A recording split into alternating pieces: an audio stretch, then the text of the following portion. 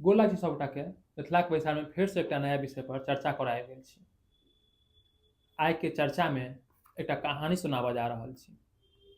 एहि कहानी के माध्यम से किछु नया सीख देबऽ के कोशिश करब। ई कहानी जे अइ जे स्वर्गीय मुनिंद मिश्र द्वारा लिखल गेल अछि। कहानी के टाइटल अछि प्रतीक्षा। एहि कहानी के मुख्य 3टा पात्र छथिन। माँ, हुनकर बेटा दिवाकर जी आ दिवाकर जी के पत्नी रोहिणी। चलू शुरू करै छी।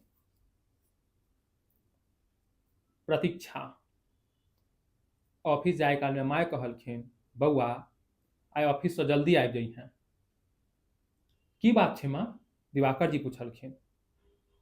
श्री विनायक मंदिर जेबाक अछि, हुनका सँ प्रार्थना केने छी।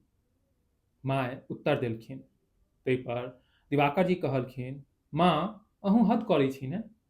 कतेक प्रार्थना करै छी, कतेक मन्नत मांगै छी विनायक जी सँ।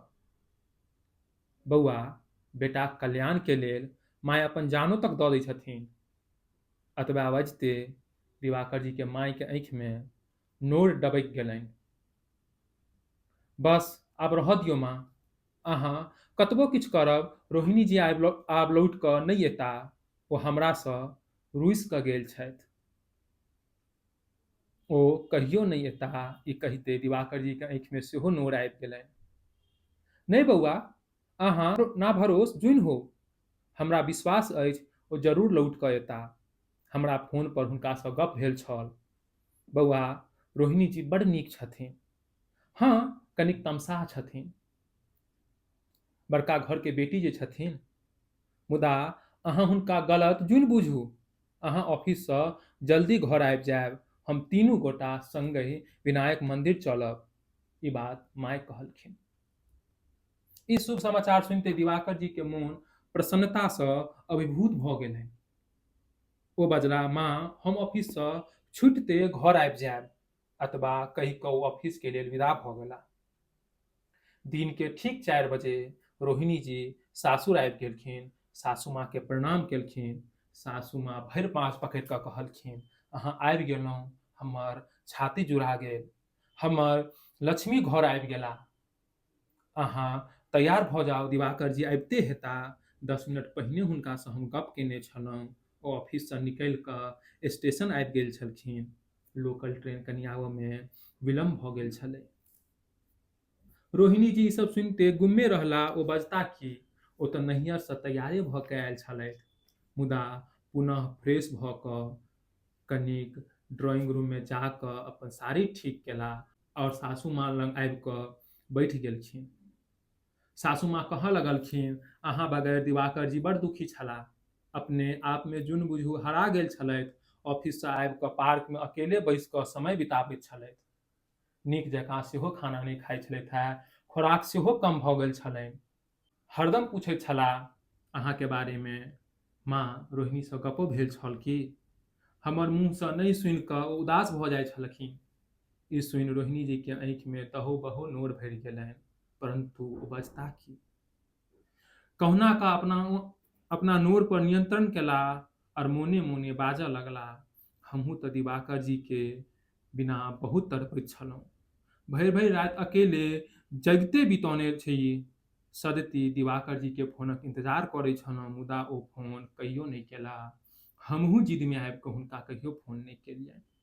ई सब बात विचार दुनू साउस पुतोह के बीच में चलते छलै कि टीवी पर एकटा समाचार आयल।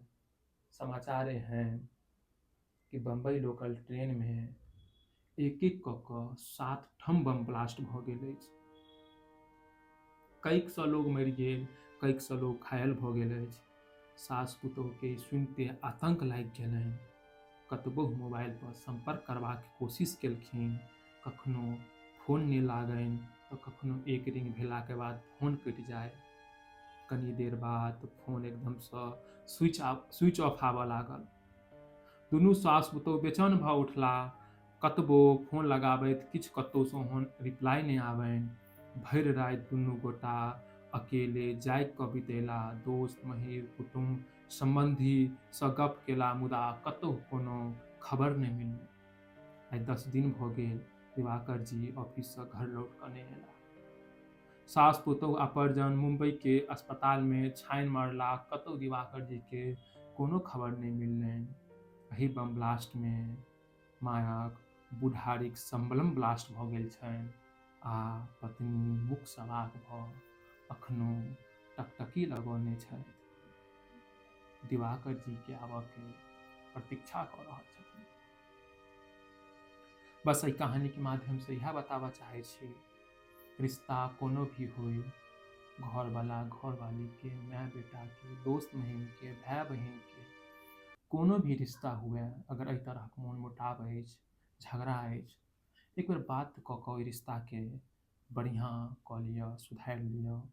कारण जे इंसान एक बेर दुनिया से गुजरि जाइ छै, जे चलि जाइ छै, वापस नहीं लौट कऽ आबै छै और कहीं न कहीं मन में एक गांठ बनल रहै छै। शायद एक बेर बात कऽ लेने रहितौं तऽ ई रिश्ता सुधरि गेल रहितै। बस एतबे छल ई कहानी। आशा करै छी कहानी बढ़िया लागल हुए। अगर बढ़िया लागल हुए तऽ अपन घर में सुनाबू, अपन अगल बगल के लोग के सुनाबू, दोस्त महीम के सुनाबू। और अंत में एतबे कहब कि प्लीज चैनल सेहो सब्सक्राइब कऽ लिअ, ताकि बहुत रास एहन कहानी अहाँ सभक बीच लऽ कऽ आबी। तऽ चलू एहि संदेश से विदा चाहै छी। धन्यवाद। जय मिथिला, जय मैथिली।